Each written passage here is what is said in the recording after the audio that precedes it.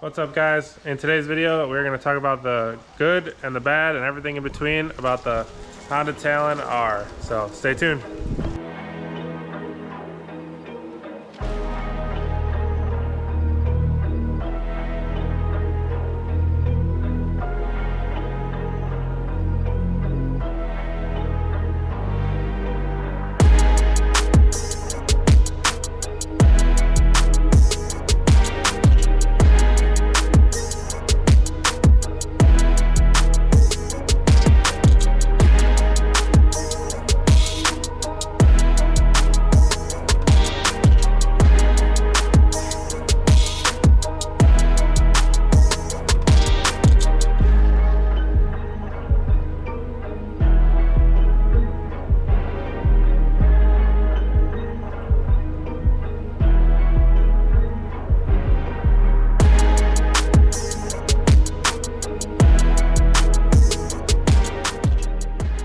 Guys, welcome back to the channel. If you're new here, this thing we bought at auction from Copart. It was wrecked in the front end. It is kind of a channel rig, secondary rig for everybody, and we've got a built X3, a built Turbo S, two built Turbo S's, another built X3 on the channel. Like, that's kind of the gist of it. Nobody's had a Talon.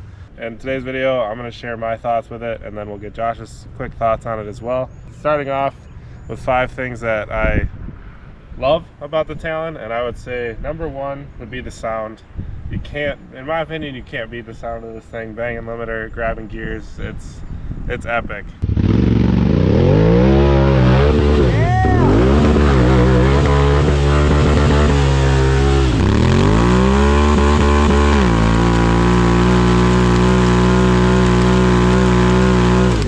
It just sounds like that Honda 450R motor just on the pipe. And maybe that comes from us having a dirt bike background, history, motocross. Yeah, background, so maybe we got a little bit of special love there. But I don't think there's any doubt that people can say these things don't sound rowdy when you're on the pipe. The low chug, I mean, maybe not the greatest sound, but other than that, it's sick. I would say, and this is running the Trinity exhaust, full Trinity exhaust too. In stock form, they don't sound like much at all, but with an exhaust, they really come alive.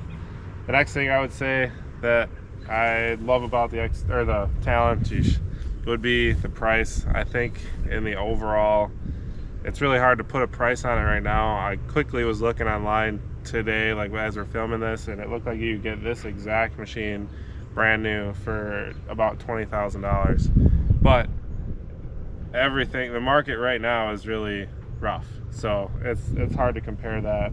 Generally, I would think it's probably one of the lowest priced machines of the sport side-by-side market. Would you agree with that?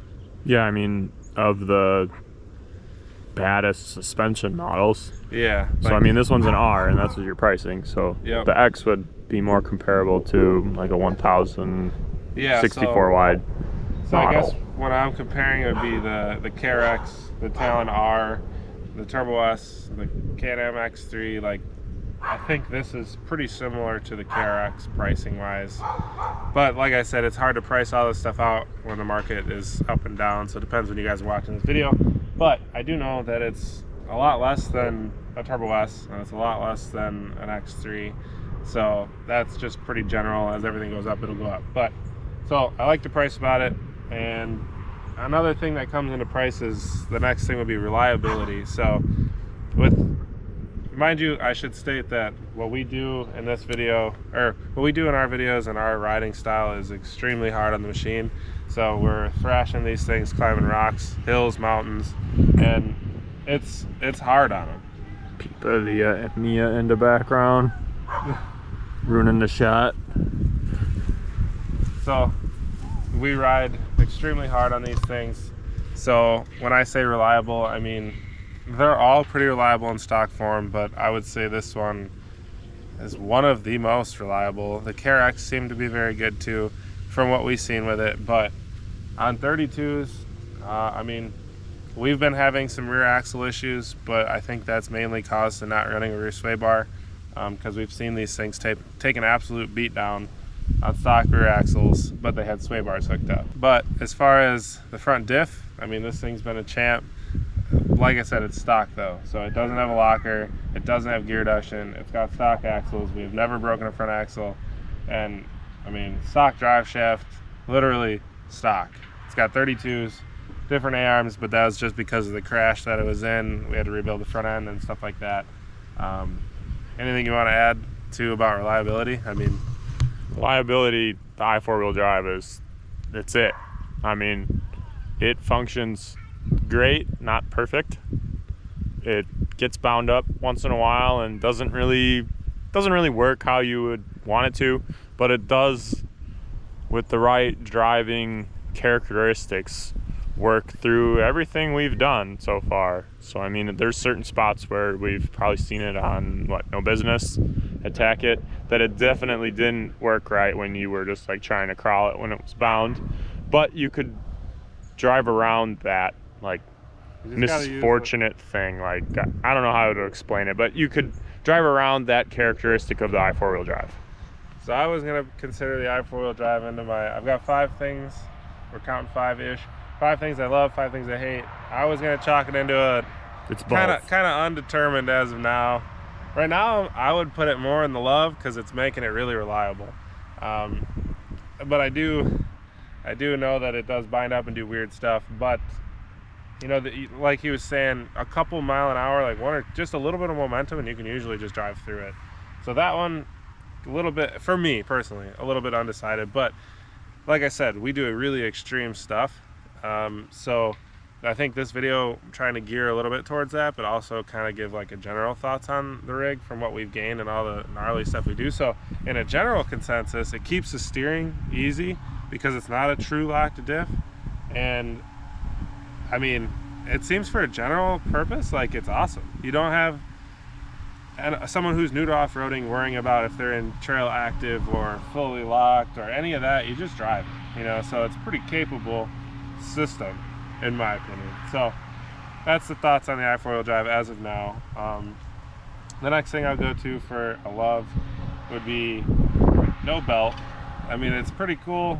We haven't had too many belt issues. I know Josh has really good luck. I'm gonna wait for the wind right now. Haven't blown a belt. I don't know what everybody's problem is. Just a couple of diffs, a transmission. The belt's fine though. I don't know what's the problem. So Josh said really good luck out of the belt with the Turbo S. I've blown, I don't know, probably less than 5 on my X3 since I've owned it. All of them were at Sand Hollow. I mean, I was struggling at Sand Hollow for sure, but so I would say no belt is cool. I mean, I know a lot of people, that's like one of their big things is no belt, you know, but that's definitely an upside. The belts aren't cheap. They're $200 freaking, you know, so you start popping them, or if you're doing a big power, like if you put a turbo on this stuff, and when you do big power on the belt machines, I know that's a kind of just like a wear item for the big power guys. So that's definitely an upside to this thing. And then my last thing would be, I mean, obviously grabbing gears makes the whole driving experience just, I'd say, one of the best ones, honestly. Like the fun factor of in the seat. Obviously it's not the fastest. It probably doesn't corner the best out of all of them. But like the seat of the pants, just driving it's just fun. There's nothing else you can say. Like it's just fun to be in the car. I almost feel like sometimes I enjoy driving this more than my Turbo S. So then I would say the last thing to kind of wrap up what we love about the machine, and this is me coming from a Can-am. If you guys know the Can-ams, it's all single shear. The whole front end is really weird to work on. The rear trailing arms got 3 radius rods, weird to work on, kind of a pain. So then wrapping that up would be the ease of working on this thing. It's very simple. Everything we've worked on so far is very simple. Granted, we haven't done any engine or transmission work, but we've had the whole front end tore down. We've had the whole rear end apart. I mean, going towards engine, it's a single overhead cam. There's no turbo. Based on the 450R like platform. So it's just another piston next to that motor is pretty much the design of it. Yeah, and I mean, and this kind of is the work on, but also goes into the reliability standpoint too. But it's NA, so there's no turbo to fail. There's no pull-off valves. There's no boost tubes. There's no intercooler. I mean, it's simple, you know, which, if that's what you're after, I think this is a great machine. All right, so now to talk about the bad, I would start with seating position for me. Really? Well, it's the love-hate, you know. I love the factory seats. They're just good. For me, they just sit too straight up and down. But like the seating position, like laid back, could be better. But like visibility and stuff, from my point of view, is it's good. For me, I would say gearing, and I know that's because we take it to some gnarly stuff, but in my opinion, if you have a low range and a high range, which most machines do, with 6 gears, mind you. 6 gears available in low range, why on earth do we not make first gear very low? You could just shift out of it. But for whatever reason, they're not alone on this. Polaris is notorious for this non-low low gear, which is just absurd. It just blows my mind. We have a high, let's use it. But anyways, for most people, it's fine. You know, like it does, we take this thing through some gnarly stuff. It goes back to the momentum thing, and you got to use just a little bit of momentum and you'll get through with the gearing. But from a hardcore rock crawler side of it, it's like, why not make it lower? It just doesn't make sense. Second off for me would be skid plate. The stock skid plate is trash on this thing. It's absolutely just a thin piece of garbage, essentially. I mean, they're pretty much all right, and that's what I was going to boil piece this of garbage into. on all the factories. Besides maybe the rock crawler Can-am. The regular Can-am was the regular is okay. Yeah, it's the best factory one. Definitely for majority of people, that's for sure. But back to, I mean, so a couple of the things on my hate list is pretty much all side-by-sides, and that brings me to my next one, is the stock cage, which this cage has a razor sharp customs cage out of Sparta, Kentucky. If you guys are looking to get a cage, dude build some nasty stuff, and they're pretty proven. I mean, if you're a normal viewer of the channel, you know that. But stock cage, definitely junk on these things. Just protect yourself and get a cage is basically all it boils down to. But that's another one of those things where almost all of them, all the factory machines are like that. So gearing, skid plate, cage. I would say a pretty big one is turning radius. This thing's turning radius sucks. And when I say that, it's like right now, this is fully turned, but like when you're in the tight woods, its turning radius is less than my fully spooled racers. And for the people that don't know what the fully spooled means, I've seen that comment. It's fully locked front diff at all times, so it makes it. My razor is 4-wheel drive at all times. There is no 2-wheel drive. It's just like your rear end, fully locked, except it's fully locked in the front and fully into 4-wheel drive the whole time. So it's just not supposed to turn. Yeah, and this turns similar radius to that. It turns way easier. The steering is great on this, like the power steering side of it, but the radius is just not good. But in 2-wheel drive to 4-wheel drive, I've noticed it turns much better in 4. Yeah, and just leave it in 4. Yeah, I've noticed it drives way better in 4-wheel drive, but with such little turning radius, like in the rocky trails, you need to like predict where you're going a lot easier. But like through the tight twisty woods trails, it's like really darty and really good, my opinion. I don't know, doesn't matter anyway. So to wrap up the dislikes about the Talon, the last thing for me personally, I know it's an off-road machine, but comparing it to the other ones in the market, I would go with like the tech. And what I mean that is like the dash, the cluster. The cluster is like pretty awful in this thing. It kind of looks like a Game Boy when I was like 6, you know. I don't know. For me, it's just one of those things that it's not really, it doesn't really matter, but it's definitely one that's not really there. But then again, maybe that's where the lower price comes into it. You know, it's just something worth mentioning, which we could show you guys the tech that it does have, which isn't too much, but you've got one tiny little screen here in the middle. Just really basic dim lighting. I mean, it tells you what you need to know to a certain extent. Yeah, but while you're driving, and I know they make dash relocates, if that's kind of what you were getting at there. No, it was more like for function. It's just in a terrible spot to even glance at. That's kind of what I was talking about. They make relocates where they put this dash over here, And this is a 2021. Maybe we should have mentioned that, because I think I should have looked into this a little more, but I think the new ones that might be over there factory in a 2022. So if you're looking for them, either way, it's not a huge deal, but that is what tells you what gear you're in if you're using manual mode, which is another thing I wanted to mention. It's not like a huge love or hate, but to me, I guess it would be more in the love category, and honestly, it's just a point I didn't talk about. I know I said 5, but like, there's kind of general consensus on the machine at this point, and I would say the fact that you have the option to switch from auto to manual. So like last trip out, On the fly. yeah, literally while driving, auto, manual. Last trip out, our parents were riding this thing, and you know, they didn't really enjoy the manual side of it. They just kind of wanted to cruise and check out the trails and the mountains and stuff. Put it in auto, it does its own thing, you just drive it. But then somebody like us gets in it, and we want it to be in the peak power and not shifting out of the right gear and blah blah blah. You hit the button, manual mode, and it's a driver's machine at that point. So that is definitely really cool. For me, I leave it in auto actually a lot. It's just like relaxing to not drive it hard all the time, and then manual mode for the harder trails. Like, I mean, it's just you can drive it how you choose to drive it. Plus, another good thing for me is the bed. I know that wasn't talked about, but they actually like put hooks for your cooler or whatever, and like in it, factory form. Like, it just, that part was thought out. It's easy, functional. Yeah, or some of the other ones, that too, sure. But just like, without this bed deleted cage, I wouldn't even really call it bed deleted, just taillight deleted. Yeah, and this is made to work with the taillights. We just broke the taillights, so we're not running them right now. But this works with taillights. Like, this is the stock. It's a really good thought after rear design compared to some of the other models out there. But I wanted to show you guys a quick like driver's perspective of the machine. It's pointed into the sun, so it's gonna look pretty crappy, but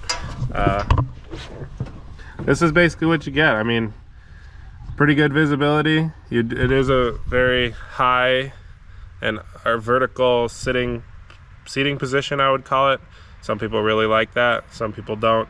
I personally not that crazy about it, but that's just my opinion, so I didn't put in like the main categories of the video. But I really like the lower sporty feel of like the X3, how you sit on the floor of that thing. But definitely a higher seating position, more vertical in the Talon. This is basically the camera as close as you can to me. You can see very good. If you can see decent behind you if you turn around. Just overall pretty good visibility.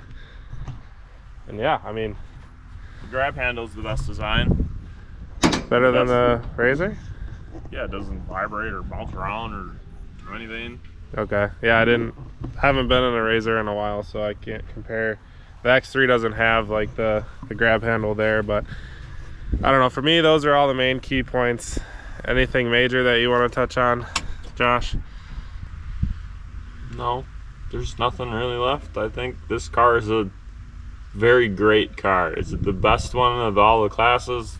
Probably not, but I mean, you could argue that till you're blue in the face just on what makes a car best in your opinion. Like, it could be 1,000 different things. We've had some people reach out in regards to the i4-wheel drive. Should they get rid of their Talon? In my opinion, just floor it. It'll eat it. It doesn't seem like they're gonna break.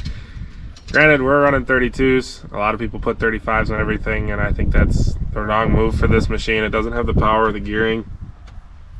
I'm sure that'll, I don't know, stir up some feathers, but 32s are the best. This thing bogged on no business, and I mean, I don't think that trail is even that hardcore. There was 2 decent spots, but I crawled one of them. Yeah, I mean, you can literally find a point in this gearing where it literally doesn't do anything. You have to like floor it and back up and then floor it again just to bump through it.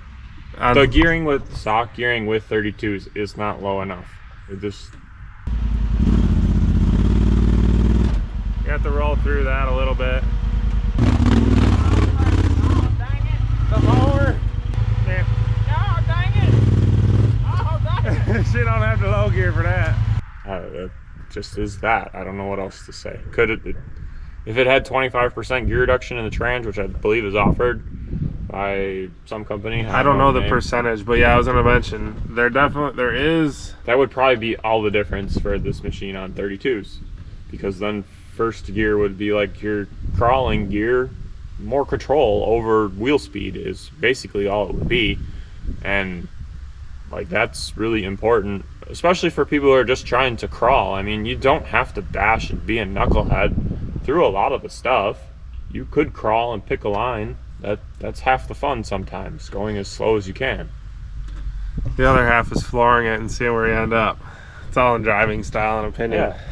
But I guess that brought me to my last point is, we all came from YXZs. They didn't have any support. I mean, they had some. They had a gear reduction, but that's because the gear reduction was generally better for like everybody in the YXZ. But my point was, the Talon does have a lot of aftermarket support. There's turbo kits out there if that's what you're into.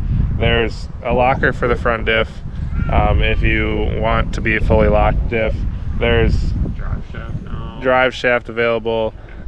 There's axles. I mean, people are making stuff for this machine to build it towards whatever you want it to be, which is always a plus. It would suck to get into a machine that doesn't have aftermarket support.